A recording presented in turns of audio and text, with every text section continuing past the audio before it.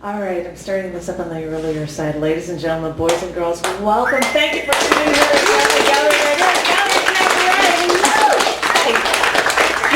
the hello. It's actually, I'm like, it's really hot out and go, and I'm like, it's really getting cold. I don't know what to do. There's a lot of talk that's been going around, and we've had events from past years for Chicago Calling, where people have work that was also with someone from outside of the Chicagoland area. And oftentimes, if I couldn't get something, a lot of people would come in with poems that they read with someone like Robin with Oz Hardwick, or I know Bob Brashko, who's not here right now, would come in and read material. I had stuff that was set with music from Haman, the Haman of South Africa, whom is actually in town next week. And there's a bunch of stuff going on, so we hadn't even been able to set up a show. And so he wanted to know if there were any house concerts that he can do and collect money, because he just was robbed and lost a lot of money and has nothing set up. And he's only here for a few days. So if anybody wants to know anything about the Haman in South Africa, I guess I'll find out too, the October 4th, that next Friday. But I thought that I would do one piece, because I've been doing periodic table poems. I would pull one off with music from him. But I thought I would start with this one, which isn't really Chicago Calling because it's not with someone, although I guess I have Wagner in the background, but that's not quite the same. I was doing periodic table poems for elements, and I decided to do a compound. And it's a touchy subject, and it is more prose than poetry, but this is hydrogen cyanide.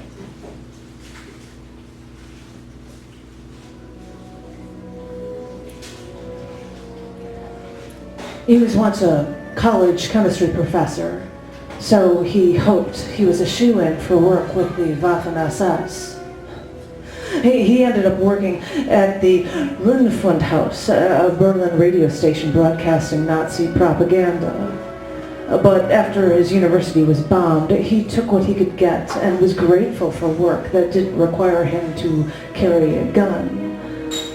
But when the science and research department in the Reichsmain security office gave him orders to go to the Dachau camp to retrieve paperwork, he solemnly went home to pack for his 2-day trip, driving there one day, returning home the next.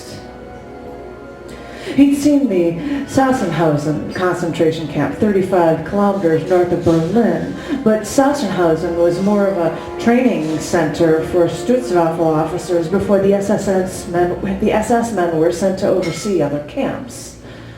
And although Dachau was small, it was essentially the first, and it set the standard for all of Hitler's camps. He felt the tension knot in his stomach grow, even before saying goodbye to his wife and 2 children.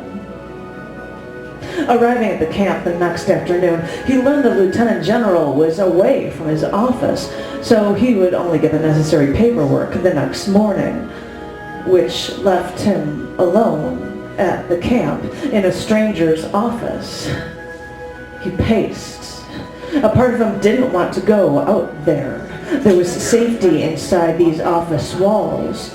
Here he could remain separate from the war. After nearly an hour of pacing, he decided to just go out there, face it, deal with it, get it over with. And he stepped outside, and when he stepped outside, the air felt heavy. He could feel the weight of the move he made. The weight on his legs grew heavier. He dragged his feet, making his way to the open walkway. Although there was that heavy haze in the air, he knew what chemical reactions had occurred to leave that distinct smell and smoke and haze in that morning that was working its way through the air. He saw across the clearing the doors closed to the showers, so he walked with a determination to bring himself to that hall. He could hear the sounds of people inside grow louder, but as he caught a glimpse of the guard, as he just made his way to the top of the roof, as he got closer, he watched that soldier open what looked like a can and shake it into a vent at the center of the building before closing the vent and walking across the roof before taking the ladder back down. From that moment, anything from that can made its way to that building. With every subsequent step he took, he could hear the wails and screams get louder and louder from the Jews inside. He stopped for a moment.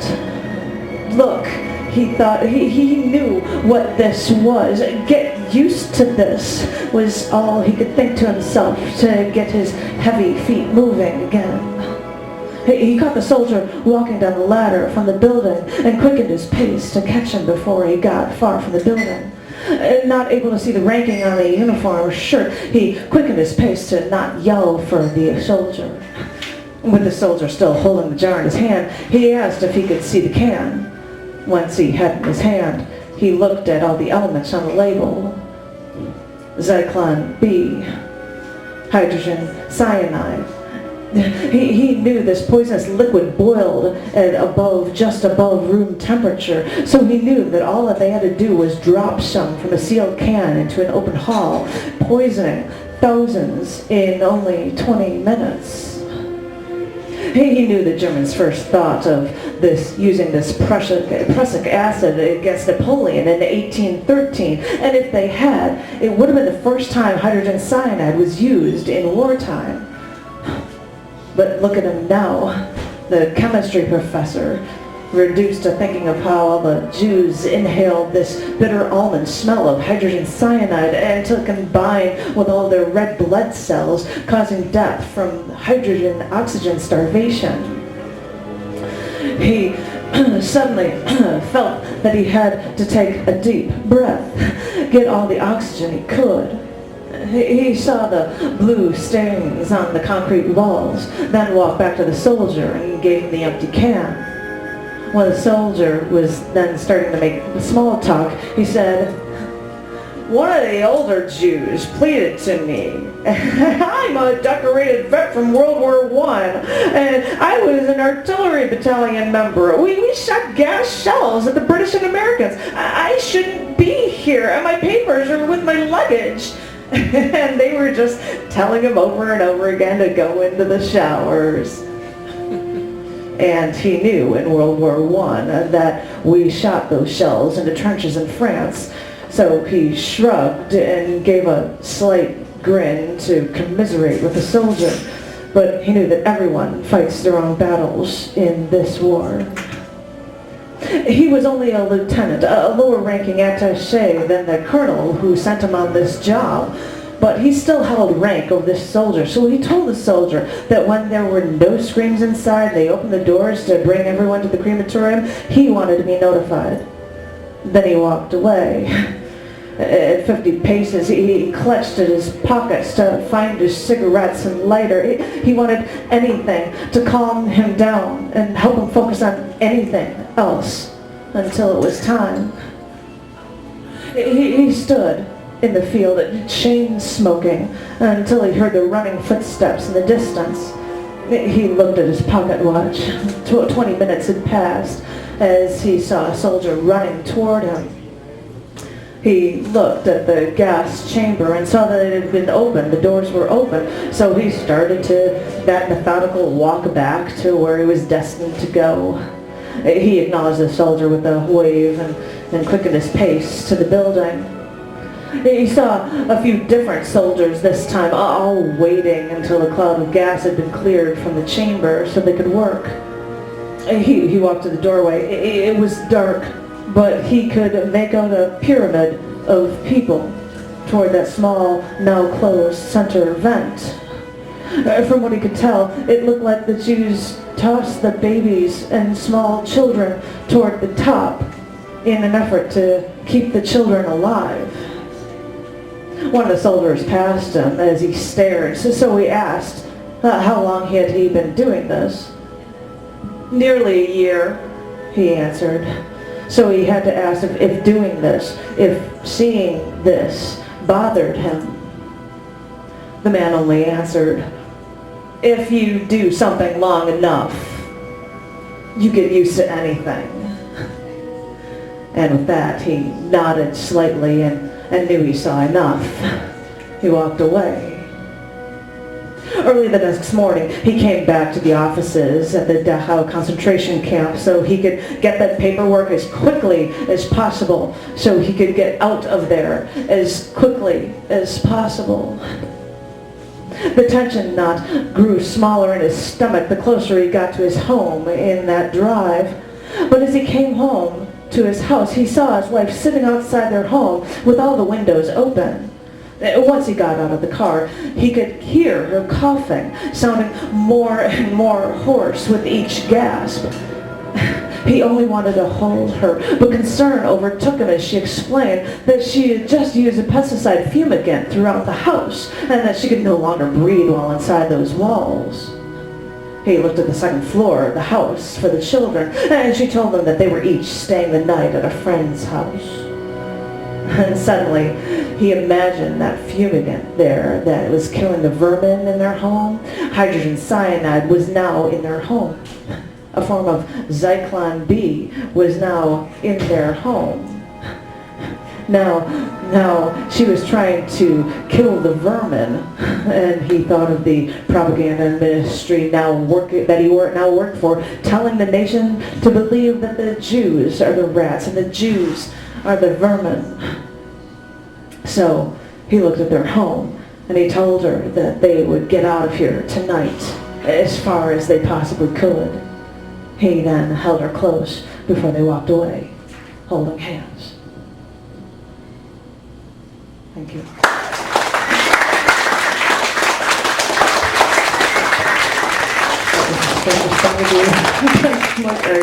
Just had to do that. And now I'm going to make something happier, I promise. Because I wanted to do something for the Chicago Calling thing. And this is music from the Hotman of South Africa, and hopefully it will be cued better. I've done stuff about oxygen before, so this is a supplement one. This is okay. It's all about the oxygen. I'm going to have to make sure that volume is louder. Let's start that again. Okay. I like to think of myself as a history buff. And no, I don't pay attention to American history or even the details of, like, the ancient Roman Empire or anything. And for the most part, I'm not even interested in the history of people. To quote, like, Linus from Peanuts, I love mankind, it's people I can't stand. Yeah, I know my history is older than the human race. How was this solar system formed? Or the Earth? How was this planet able to sustain life so that we humans could sit around thinking about this stuff? As I said, when I think history, all I can do is gather evidence and theorize. But really, that just shows that there are some times when I'm actually transfixed on a truly more universal puzzle. So, look, I know I've studied way back to when matter didn't even exist in the universe, or to how matter formed. I know theories about asteroids bringing the building blocks of life itself to this planet. And sure, scientists could think that comets brought water to planet Earth too. But when I think of Earth, early Earth, when it was formed, it was a real mess. There were constant bombardments with objects from outer space, volcanoes were going off constantly, and the atmosphere was all sulfur and methane, thanks to the volatility of Earth Mach 1. And okay, comets may have brought water, and water has oxygen in it, but really, back then the atmosphere was just a bunch of unbreathable stuff to us humans. So, okay, because there was no oxygen in the atmosphere, any life that started on Earth, like Earth Mach 1, probably thought that oxygen was poisonous. I mean, because, okay, I know that there's nitrogen in our atmosphere, but if there was no oxygen and it was replaced by sulfur, we couldn't live. But early life, living in sulfur-rich environments, might find oxygen toxic to them, right? Okay, so I know the universal historian inside of me wanted to know how oxygen actually got into our air so that human life, or any life as we know it here on Earth, could actually begin. Okay, So paleontologists study fossils and found some that are 200 million years old, like in Earth Mach 1. And think about it. This was cyanobacteria from 200 million years ago, near what scientists now call the Great Oxygen Event, which is what they call the biologically induced appearance of oxygen in our air. Well, anyway, the Earth, Mach 1, in that planet, any oxygen that existed is actually just dissolved by the molten iron. Probably the same iron that formed our Earth's core, I imagine. But the thing is, the cyanobacteria used photosynthesis, making oxygen. And once there was so much oxygen that it couldn't be dissolved into the then saturated reserves, all that oxygen stayed in our atmosphere instead. I don't know. I keep trying to piece together this puzzle, but this whole universe puzzle is a pretty massive endeavor. I mean, okay, all matter that we can actually monitor only takes up maybe 4% of this universe. And I still don't know how to fit the idea of dark matter into this puzzle. I've been working on this so hard, so maybe I just have to reassess learning everything about everything right now and work with stuff like oxygen around me instead. Thank you.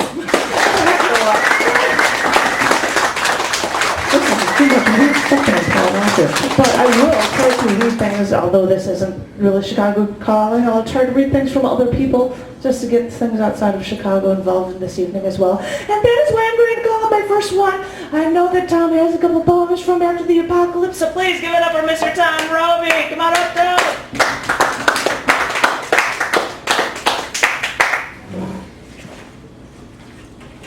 It's like I'm ready. I get my fake smokes out.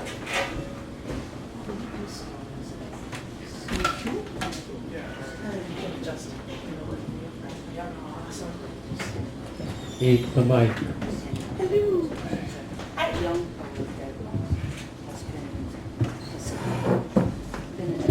Okay, Janet has given me a couple of poems, showed me a couple of poems from After the Apocalypse, a 2013 date book. My God, the apocalypse may actually be after this date book. And so I read them, and I am going to read them to you. The first poem here is Uncle by Clinton Van Inman. I thought you died in the last war, but I see you're up to your old tricks again, pointing your finger, bullying boys to join your cause of killing people. Oh, say, can you see the fields filling with those who believe your old lie that freedom means fighting? Now, more clownish than ever, in those striped pants and hat, yet not as real as rocking children, waiting to follow you, Sam. Uncle.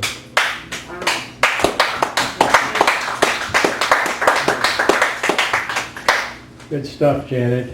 This is, yeah, no, it's a great recruiting poster. I think lots of kids will be signing up, and you will be thanked and get the Medal of Freedom. Sea Drift by Frank DeCanio. And this was previously published in a Yason Engine. Did I get that right? Yason? I have no idea. Yason Engine. Possessions are flotsam in the sea of memory. Excessive ballast can sink a ship. The gale's too rough to cast anchor, and it's too late. Amid storm waves I abandon my vessel and swim to nearby islands. Efflorescent shores suggest safe harbor. There I'll practice novel skills, adapt old habits to fresh environs, but driftwood plays havoc with the coastline. Remembrance is a hazard for old navigators who, like me, ply new routes. Cast-offs from the past cling to my knees, tarnished prospects that remind me of distances traveled and far-off harbors long since closed. Tides recede as I listen to the foghorn bellowing in the encroaching darkness. Sea drift.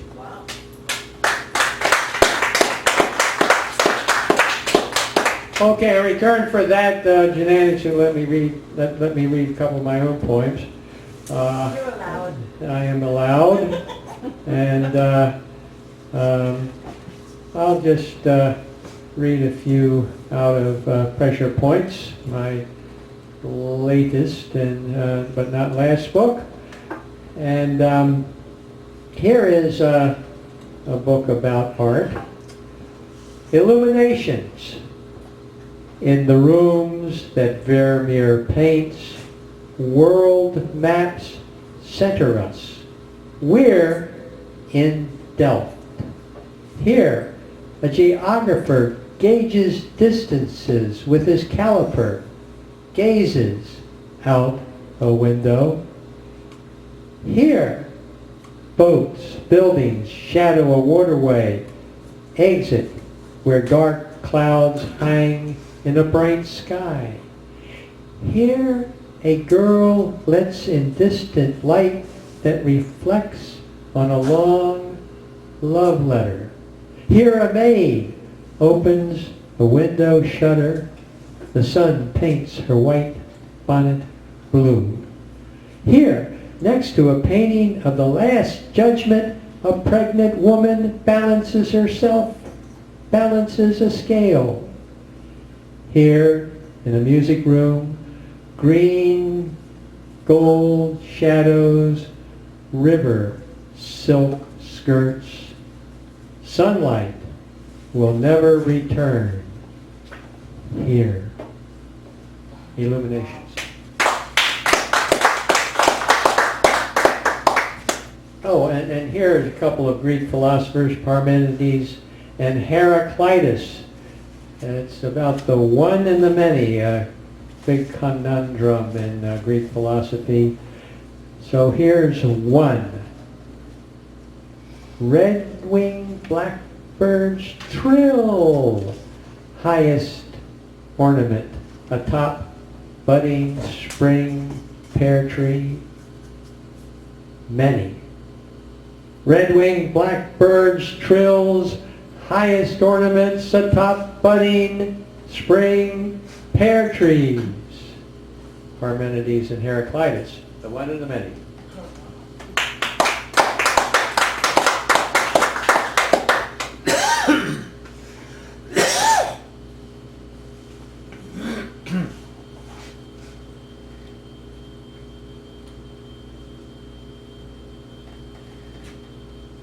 As long as we're on an intellectual bent here, is a Zen lesson. When the disciples gathered to hear Gautama Buddha's mountaintop sermon on how to find the way, he simply raised a solitary sunflower beginning to wilt in noonday heat. Only Mahakasyapa gave his quiet smile. But why the smile? Did he see what her blossom eye had already seen of the wilting cycle? Or had he figured out that the sunflower was a stand-in for the stainless lotus? Or that suns and mountains are as temporal as a sepal? Or that he understood that he didn't understand? Or was it to return her smile? Chew on that one.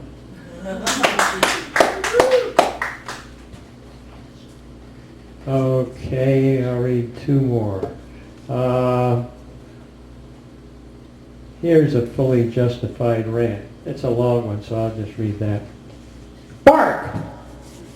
You're just a junkyard dog with a bad case of the fleas. All you do is scratch your fleas. All you do is scratch and bleed. All you do is lick your sores. All you do is whine your scabs. All you do is drive us nuts. Scratch, bleed, lick, whine, lick, bleed, scratch. Stop whimpering, ingrate. You got this big junkyard to chase round in, chasing rats, chasing rabbits, chasing crows. You got a nice rabbit stew in your bowl. You got a nice wrecked Rolls Royce back seat to sleep and slobber in. Think you know misery? I'll show you misery right outside your barbed wire fence. Nice condo. Upper floor you can't piss in. Got to wait till someone comes home with a leash for your walk. Puts on the collar, puts on the chain, pulls you this way, pulls you that way, pulls you the other way. Don't want to wait? Go pee on the rug.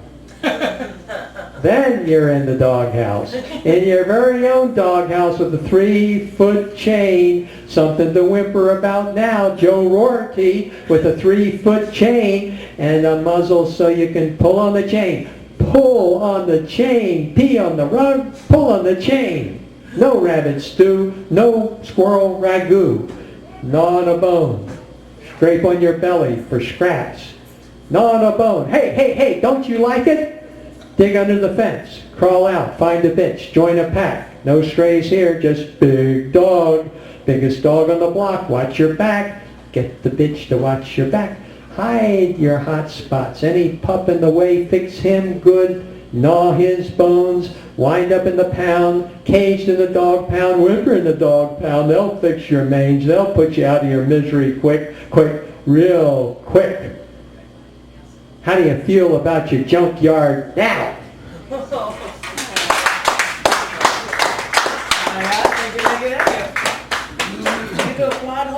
Thank you very much, Tom. I appreciate it. Before I call up Joffrey. I just want to say that Scars Publications periodically releases chapbooks for people, and I happen to have two that have just come out recently. And one of them is Understood by Gregory Liffick. And the other one is Akashic Shotgun, which they had no idea for cover art. And I'm like, I've got these cool NASA pictures for it. And I think that's awesome because I'm retarded. But they're really cool little things. If you want to check them out, there's always a listing in the book section for Scars Publications at scars.tv. And they're cool. So I'm not going to read any from them because we got a lot of really cool people up here, including Joffrey. Get on up here, Joffrey. Woo!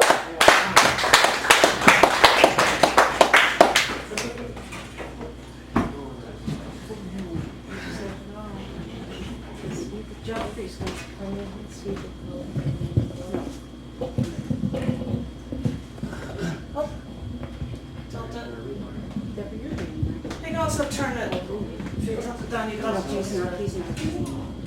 That works for you. Dan, my name down. You should her names down. I'll read three, two of them mine. This first one is again from the veteran. It's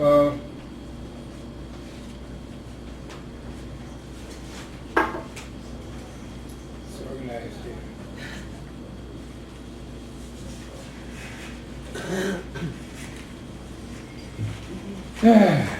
The veteran is the paper of the Vietnam Veterans Against the War.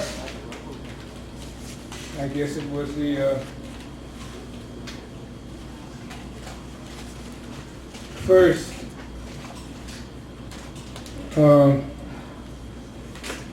veterans organization that was sincere about being against war. This one is by a W.D. Earhart. I need my glasses for this. The title is Keating the Reaper.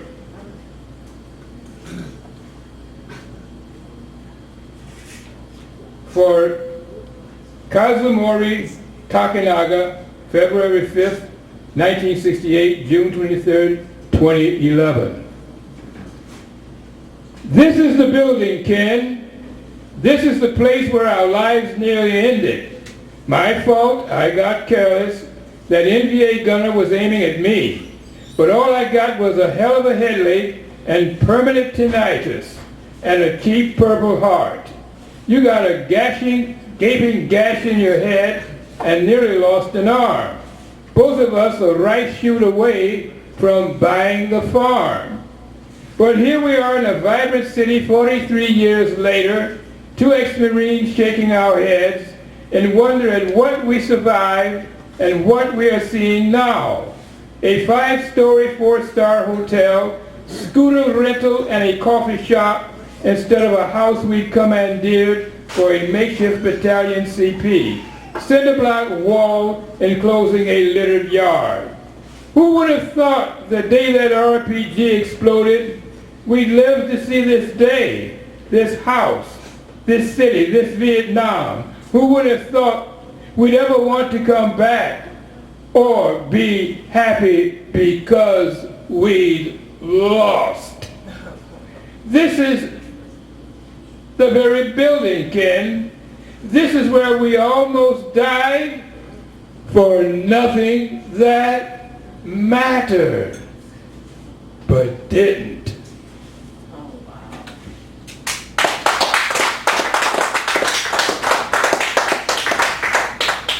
And this is what I intend to send on the back of an envelope to Megan Rice, one of the Transformed Plowshares 3, awaiting sentencing. She's been found guilty with the others.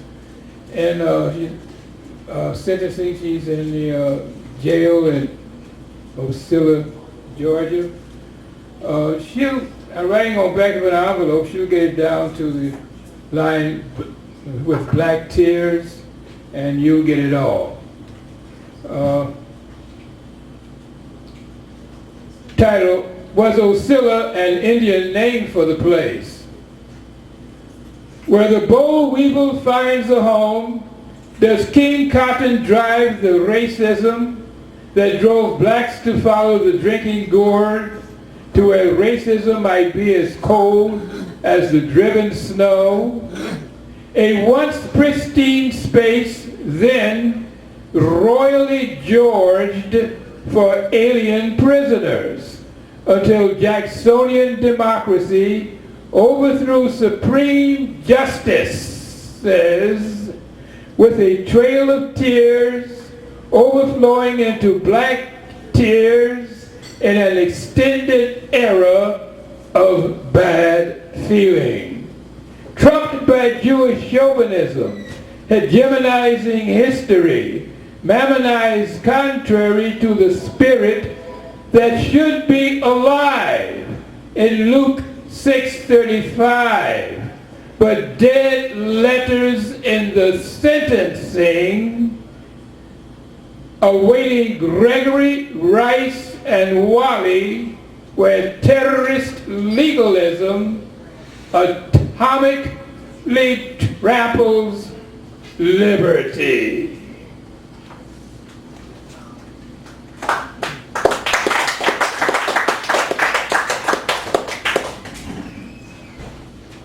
And this one gets back to the gas I was hearing about when I walked in. The title is Chemical Weapons. The epigraph is from Voice of Revolution for August 2. Quote, on July 24th, the UN officials arrived in Syria on the invitation of the Syrian government. They are there on a 2-day visit to meet with Syrian officials regarding a UN-planned probe into alleged use of chemical weapons in Syria's prolonged crisis, sources say. The officials were invited following the Syrian government's discovery of chemical weapons stashed by rebel groups that are enough to, quote, destroy a whole country, unquote, Shenhua reports. Chemical weapons were outlawed before ever they were used. And it seems on my father. In that first great war for Israel, where they disabled Hitler, hospitalized, making him available to his cousins, the Rothschilds, for the hypnoprogramming therapy, turning him out to start that second great war for Israel. 10 years after war itself was outlawed, liberals, capacitated not to learn, yet want law. And a war wherein I was almost court-martialed for being made ill by a gas mask. Too bad I wasn't. Same war where UK was ready to use gas to repel the Germans who made Americans suffer from their own gas when they bombed a Navy ship in the invasion of Italy, according to On the Side of the Angels. I observed Roosevelt University used for poison gas training, gas well before Kissinger got it to America's ally, Saddam, for doing the Kurds, for which Kissinger was not hanged with Saddam, nor Bush 41 hanged with Saddam for supply siding. Israel used disabling gas on the Palestinian school kids before or after a plane crash in the Netherlands revealed flying-in gas from USA, which it may have supplied to phony rebels, according to Epigraph, to motivate a dumb president bloated on the arrogance of power and who cannot do better than believe whatever the CIA tells him first thing in the morning.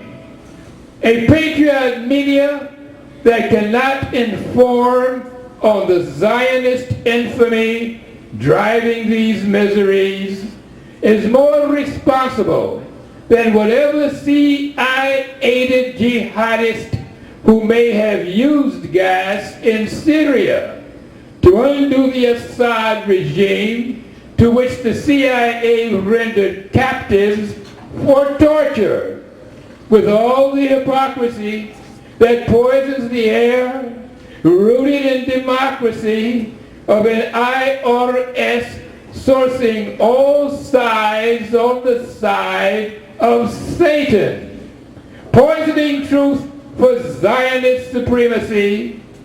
Where then is your truth, wrecking the laws of hegemony?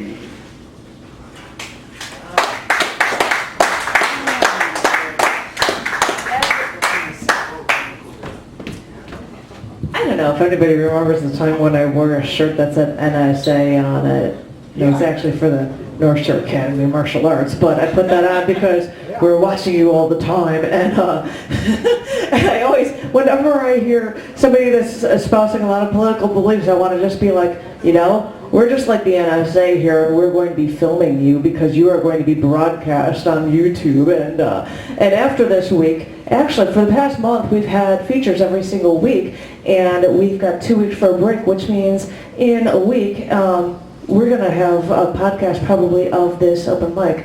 So all these crazy old opinions, we're just spanning that out so everybody can monitor everything you're doing. But in the meantime, now we've got a complete change of pace. A complete one, so please. Now I think I'm going to have to sound lilty and try to pull off an appropriate introduction for Janine Ravisley. Janine, get on up here, my darling. Yeah. This is for Janine, and I can figure out how to, I'm not as rhythmical as you, I can't do that. But this is for Janine, and this is what she's about, and that's how she rolls, and this is poetry. I'm just being a goofball, sorry.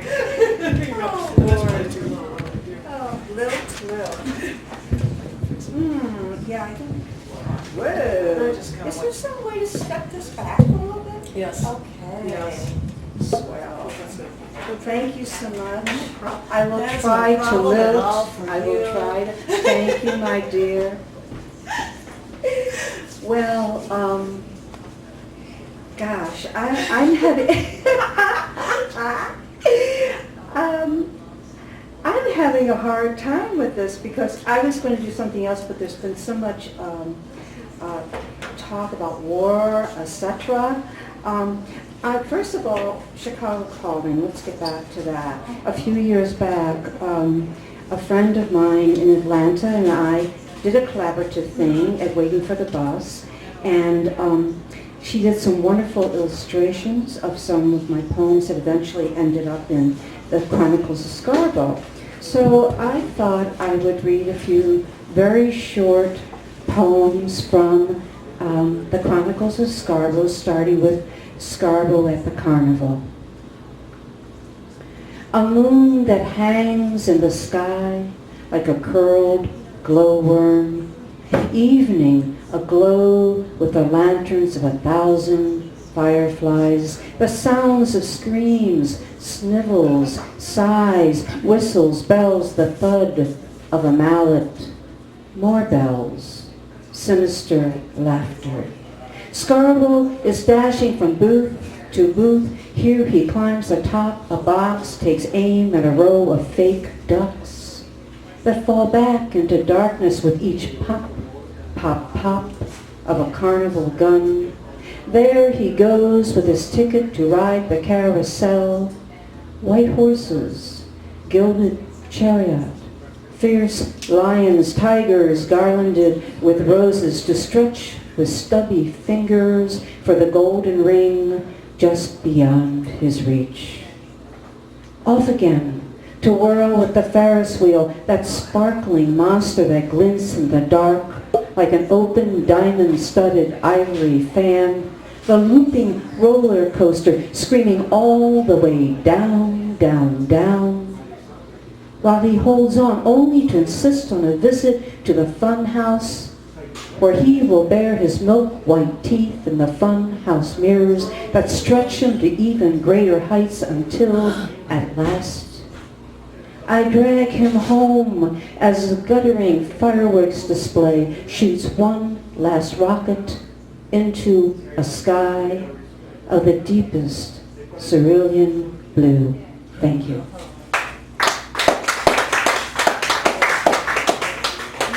So, a couple of other very short ones. This is titled Me and Pretty Mary. Me and Pretty Mary at the bar, Bobby flipping burgers in the back, killing roaches with frozen steaks. Julie walking through the door, a blue tattooed butterfly fluttering on one white breast, while Matt passes another reefer back and forth, puts a quarter in the jukebox, plays Lush Life. Then Jake rolls dice across green cloth. Snake eyes. No drinks all around. Thank you. And the last one, catalog 3. Green rain, red lights, oil slick streets, sad songs on old lady lips, strung out nights, hangover days, day-old beer, still on the bureau, leftover chili, bag of sliders, my personal savior, looking down, radiant Mary in blue and white. Breaking glass screens in the next apartment, me in a full-length mirror doing the cha-cha-cha around midnight. Thank you.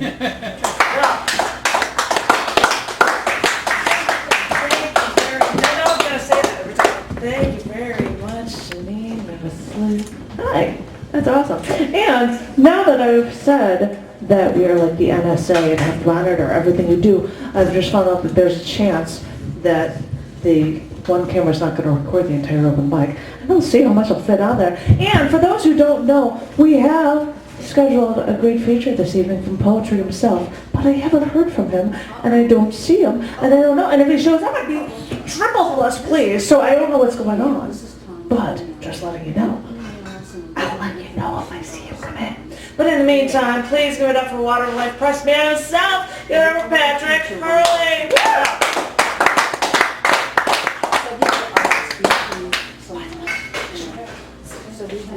No, I got pushed. Got pushed to the first. Oh, very cool. Yes. I am employed. After since January, I'll start October 1st, avoiding paying taxes. So, such is life. Yeah, when is the cutoff for, like, I'm your feature, but I'm not going to talk to you until 8:30, too late? I suppose we have enough time for a round robin anyway. Yeah, if we'll have a little time for let's go into word Right. of plan. We'll see what's going on, definitely. I'm going to read from my first book, 100 Haiku for Lucille, which I don't have any other copies of and didn't print that many, but I used to write a lot of haiku. 1. Lips raised in half smile, what light you see beyond fear. In this light is love. 2. My bones exposed, dry, where your breath washes them clean, to gather them in. 3. What happened just then, when fear built the wall up high that love once tore down? 4. Stepping into you, souls crashed into each other, pushing away fear. Yet we dreamed of life. Yet we dream, and reality becomes the dream. Our desires trapped by a fear of waking, to learn the illusion of love was wrapped within projected rainbows, tender moments, gentle kisses, awkward handholds, a bad dinner. The fear of waking, finding whom we dreamed, left with that illusion, and dreaming won't bring us back to those blue-green forests. Bring us back to that solitude. Bring us back to divine solidarity. Bring us back to the dream of tender moments. Yet we dreamed. We dreamt. We held life and death. We held the passage. We held the vision. The dream in solitude. The necessary tears of divine unification. The pain of blank teeth within the void.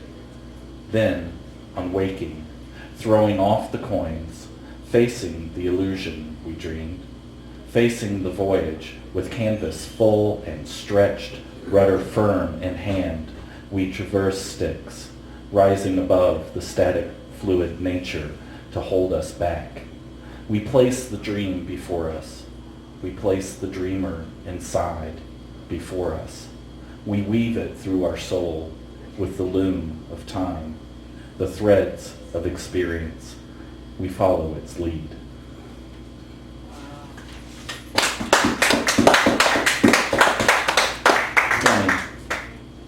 Not to kiss goodbye, not to know parting sorrow, is belief in love. 27. To watch the wax melt, to no longer hear you breathe, was not a first wish. 35. All energy gone, used on the happy journey to seek love in you. 38. With this one gesture, I say only I love you to bring warmth within. 50. Release the pressure in slow, steady, managed truths, hiding not from fear. 58. Blinded by ego, selfish nature driving then, irrational acts. 54. Do not touch my heart. I wish it not to be touched, for fear of breaking. Give me a number between 1 and 100. 82. 82. 82. It doesn't matter when it is that I write words only about you. Give me another. 28. 28. Which hopefully is not one I've read already. I was kind of skipping around and lost it. Go ahead and go. You deserve to have some fun. Did you bet on love? 2 more. 69. The year I graduated grammar school. Yes, that wonderful number that when you turn upside down is the same thing. 69. I carried in more. I felt that it was over, yet it still remained. 100. 100.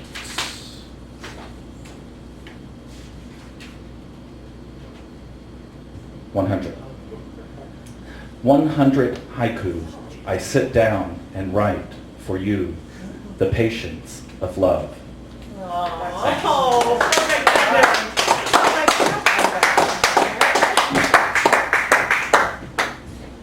that was perfect to add that on the list. 100. Let's see what the ending one is for it.